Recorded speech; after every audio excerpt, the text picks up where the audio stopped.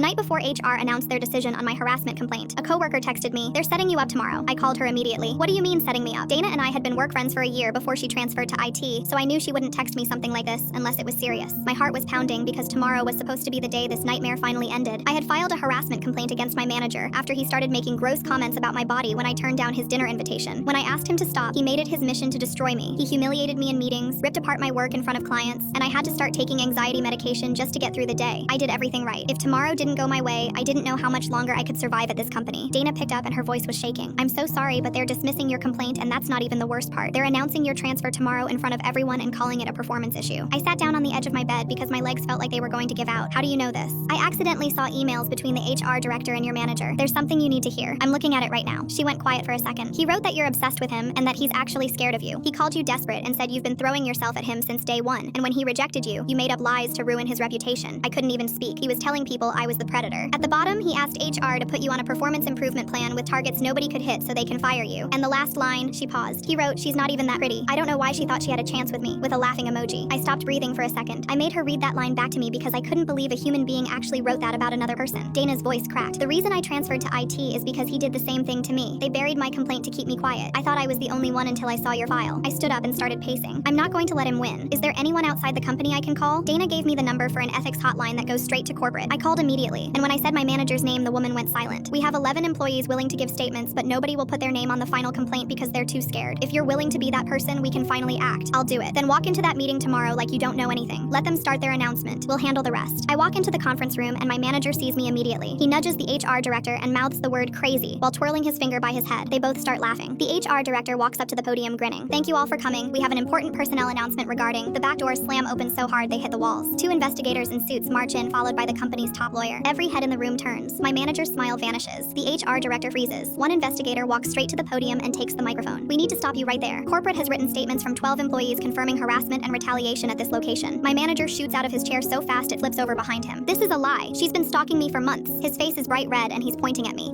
Someone tell them she's crazy." He looks around the room desperate for backup, but every single person looks down at their hands. Complete silence. Not one person says a word. The investigator steps toward him. "Sir, sit down." He backs away from her. No, this isn't happening. You don't know what she's like." He makes a run for the side door, but the other investigator grabs him by the collar and throws him back into a chair. "Move again and we call the police." My manager is shaking now. The lawyer walks over and stands directly over him, so he has to look up at her like a child. "You are terminated effective immediately. Security is waiting outside. You will not speak to anyone on your way out. I'll sue every single one of you." Security grabbed both his arms and dragged him out. I found out later he was also under criminal investigation for what he did to Dana.